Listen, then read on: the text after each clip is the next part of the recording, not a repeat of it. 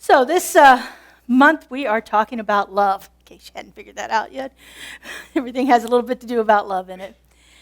Love is part of our theme for 2023, which is building a community. And of course, I think love is one of the most essential components to have in a community. And today we're talking about how that love shows up in the form of community here.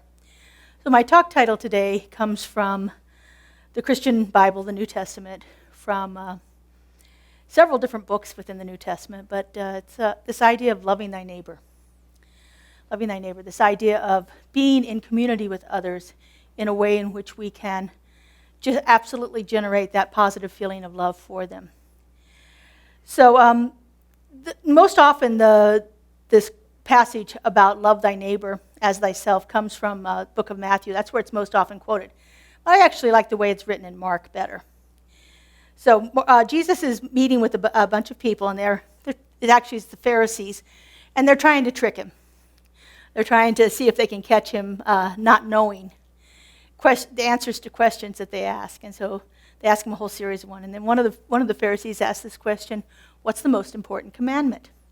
This happened to be a Pharisee who was very learned in the law according to Moses, the 10 Commandments.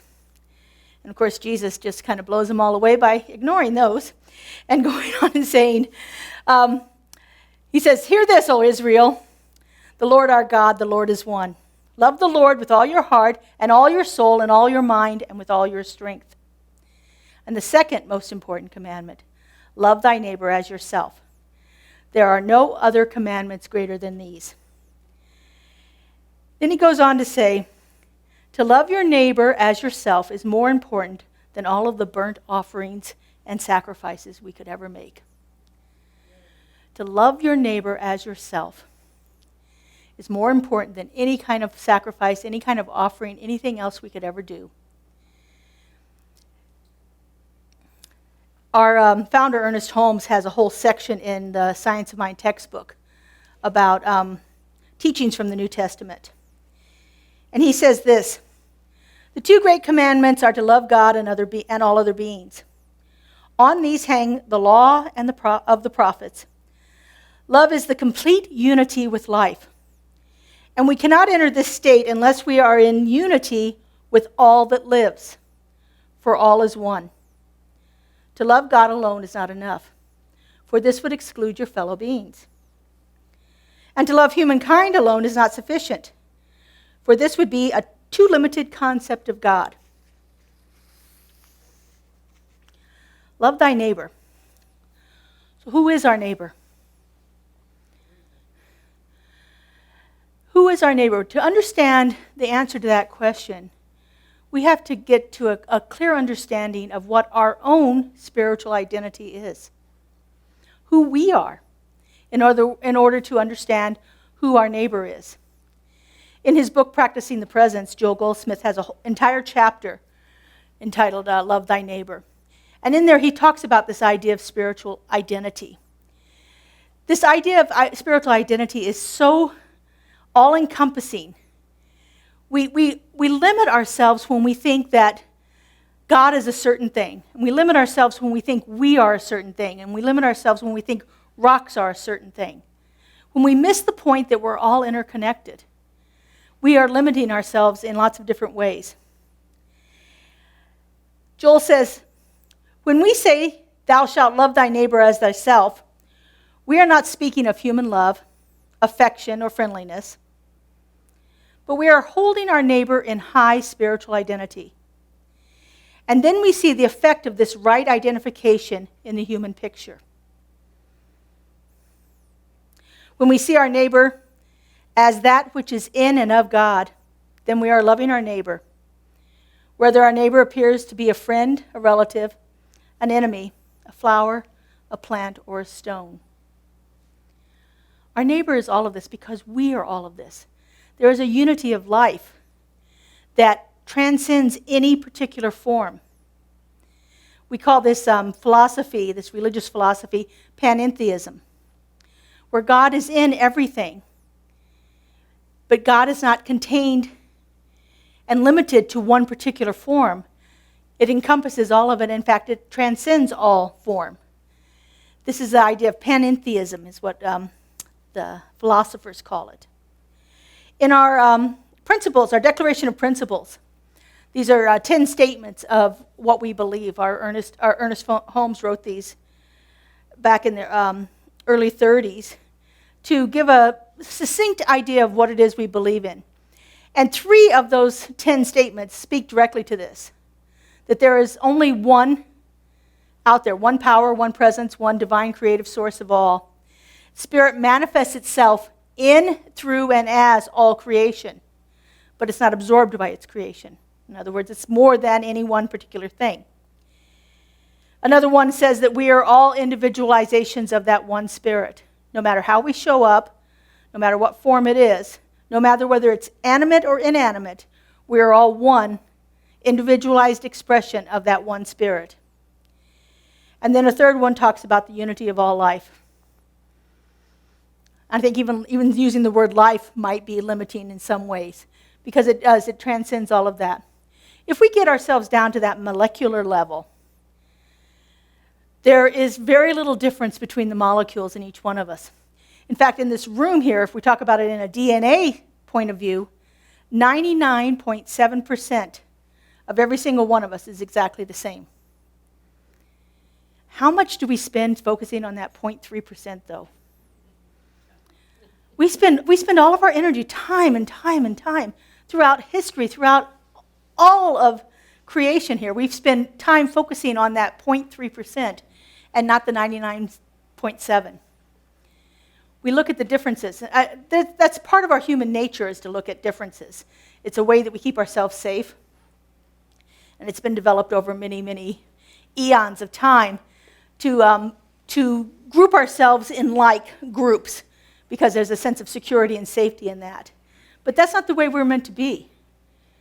We're not meant to be focusing on that 0.3%. We're meant to be focusing on the 99.7%. Finding all of those commonalities that we have within each person to bring that about. So this idea of loving our neighbor, the first thing we have to do is get clear on who our neighbor is. It's not just the person sitting next to you. It's not just the person down the street. It's not just the person that you work with. It is everyone. And it transcends even humans into other forms of life too. Imagine what it would be like if we could treat all life as if it was one. Now, oftentimes, this idea of loving our neighbor kind of gets twisted and convoluted, and I have to allow people to do things. I can't, how do I put this? I don't want to be around certain people because they behave in a certain way. That's in my life. There are just people that I choose to be around. There are people that I don't choose to be around because of, like I said, because of their behaviors. I think most of us can probably agree with that. We have some people in our lives, I can love them from a distance, but I don't really want to be right there with them. This idea of loving thy neighbor doesn't mean I have to put myself in the proximity of people that I have serious issues with. It doesn't mean that I have to put myself in proximity of people that may be dangerous to me, people that have been in abusive relationships and so forth. We can love that person and still not have to have them in our presence. This idea of loving thy neighbor is not about becoming a doormat and letting everybody walk all over us either. This idea of loving our neighbor is more of a kind of a form of tough love, if you will. It's knowing the truth for people. It's knowing that they are that divine essence and holding that high for them, and yet not engaging in the behaviors that you find objectionable with the people that you're encountering. And so it's not just letting everybody walk all over us. There is a fine line between that and still knowing the truth for people. And sometimes that's difficult to do. Sometimes that's really hard to be in a situation when someone is confrontive or behaving in a way that you find wholly objectionable, and to be in their presence and know the truth is sometimes difficult. And so sometimes we need to take ourselves out of that situation. That's the best thing that we can do for ourselves, is to just take ourselves away from that situation. Because when we're in conflict with somebody else, it is really hard to see the presence of the divine in them. Because we're all worked up. We've got all of our emotions going and things like that. So if we're in that, engaged in those kind of situations, the best thing we can do is to step out of them. But yet, still know that this person is the divine presence of God right there. It can be difficult.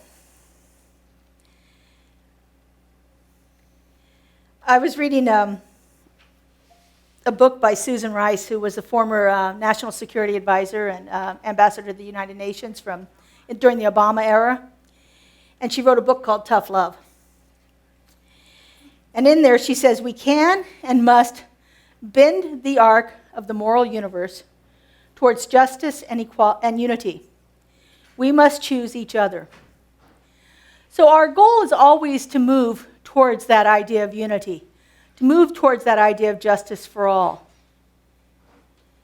We must be in relationship with people, but the relationship doesn't have to be up front and close.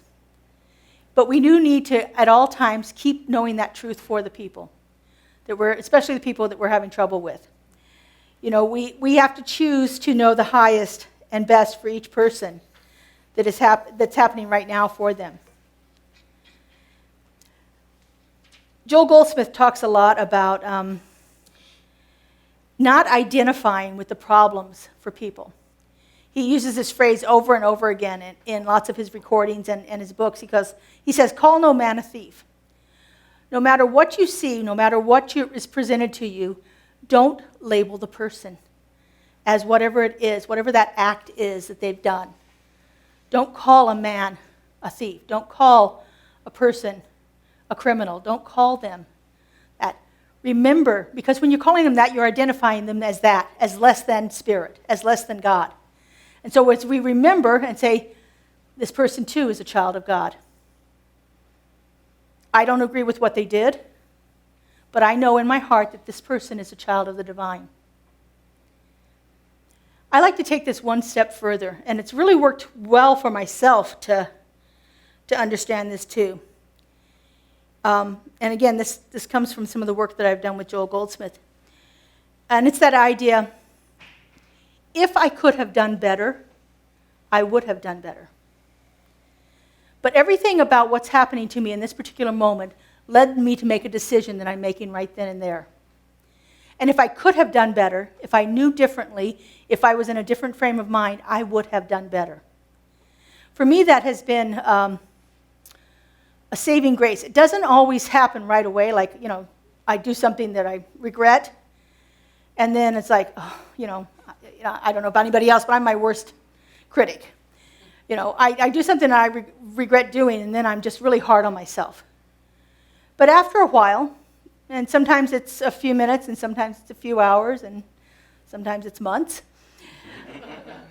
I can get to that point saying, looking back on this situation, knowing everything I knew at that moment, dealing with everything I was dealing with in that moment, I made the best decision I could.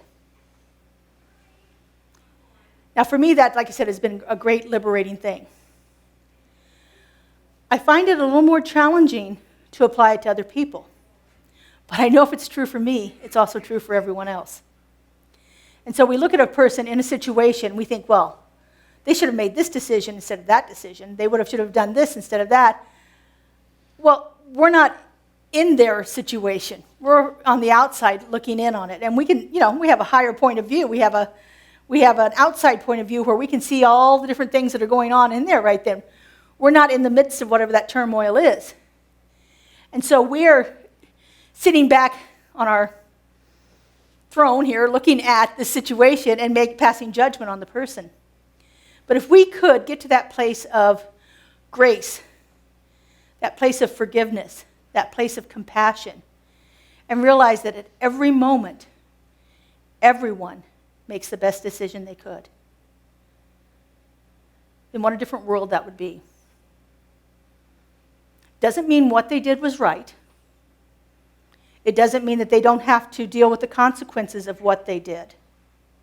But it gives us a place of compassion where we can work through some of the issues that we're having around other people in difficult situations in a way that lets us see their spiritual identity, that gets us back to knowing that unity of all life, that the innermost God and the outermost God is one God, whether it's in me or whether it's in that other person. And so working through that idea is a challenge for us. It's a challenge for us to get to that place where we can soften our feelings of the experience in a way that lets us see a little more compassion for the person that's dealing with that. So one of the ways that we can do this, like I like to say every Sunday, is it's important to put this stuff into practice. We can talk and talk and talk and talk about it, but if we don't actually do it, it really doesn't do us much good. So one of the practices that I've found when dealing with difficult people that's helped me move through some challenges in my life is to really take a look at this person and see what we have in common. To see the things that we have in common. And then focusing on those commonalities can soften some of the feelings of the experience that I'm having. So for one of the things that I often do, if it's a female person, I will say, well, they're a daughter also. I don't know what their experience was with their parents, but I know that they were a daughter too. And we have this in common. And I can think about the experiences I've had with my parents, the challenging ones and the ones that were a blessing. And looking at those and focusing on, well, if I've had these kind of experiences, I'm wondering what kind of experiences this person has had. Have they felt the love of a parent the way I've felt it? And it softens me inside. You know, if it's somebody at work, I think to myself, well, they have the same boss that I do. I wonder what their experience is with the boss.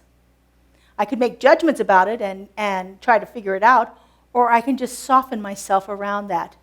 I'm wondering if they're having a difficult time dealing with this situation too, the way I am. It takes us out of the drama of the situation and puts us in a place of opening up to a greater compassion for our fellow mankind, to open us up to a greater experience of that unity, that oneness. It softens the reaction that we're having to the incidences that are happening within the people that we're dealing with, when we can begin to look at our commonalities. What is it that we share? I had one friend that told me about this, and she said the thing that reminded her was they were both mothers. And she thought about the love that she had for her children and thought, well, I bet this woman loves her children just the way I love my children. And it really softened it because, again, then she's thinking about mother's love and the wonderful feelings that she has around her children. And it softens her experience of dealing with the other person. And so this is a great way that we can actually begin to put this love thy neighbor into practice in a real applicable way in our lives and in any situation that we're in. It will take us stepping ourselves out of the situation just for a moment so that we can actually get to a place of what the Buddhists call equanimity, where we're a little more balanced, we're a little less reactive to what's going on, and getting ourselves into a place where we can actually begin to think about these ideas of, if this person could have done better, they would have. And what do I have in common with this person? What things do I share with the people around me? I'm going to leave you with this quote from the book Words That Heal Today, which is a book that Ernest Holmes wrote about the teachings of Jesus. And he says, to love God and to love our neighbor as ourselves means to see God in everything and to include everyone in the one divine unity. To love God and to love our neighbor as ourselves means to see God in everything and to include everyone in this one divine unity. What a world we can create when we see everything as one. When we stop focusing on differences, we start looking for the commonalities, and we soften ourselves to the things that we find objectionable. Like I said, we don't have to tolerate that people in our presence, but we do need to soften ourselves to how we are reacting internally to the situation. Because everything begins from within us. Every single thing. That's the only way Spirit ever shows up in this world, is through each one of us individually. And so how is Spirit showing up through you today? How are you allowing Spirit to love your neighbor? Wonderful things to be thinking about. And it's a wonderful thing to take into prayer. And so let's do that right now. I invite our spiritual practitioners to stand and surround us, holding us in their consciousness.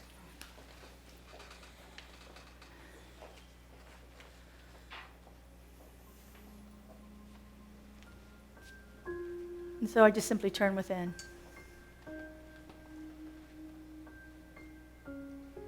That place at the heart of my being. That place from where I feel that connection with the One. The One all-pervading presence. The One power. The One intelligence. The One that resides at the heart of the being of every single form of creation. Each one of us is that divine and perfect emanation of the One. Each and every one of us is filled with that love intelligence,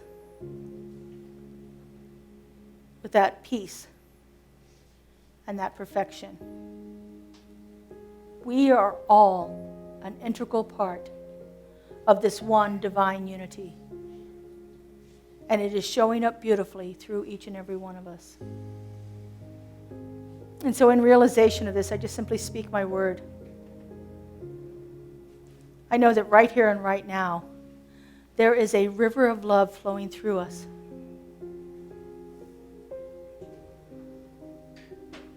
That it is free-flowing and clear and pristine. That it reaches out from each one of us, watering and nourishing all those around us. For everything it touches is our neighbor.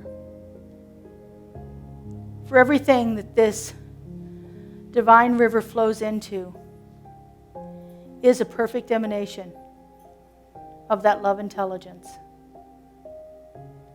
And I know that our task on this earth is to clear the way, to remove the boulders, to open up the blockages, and just simply allow that river to run free and full.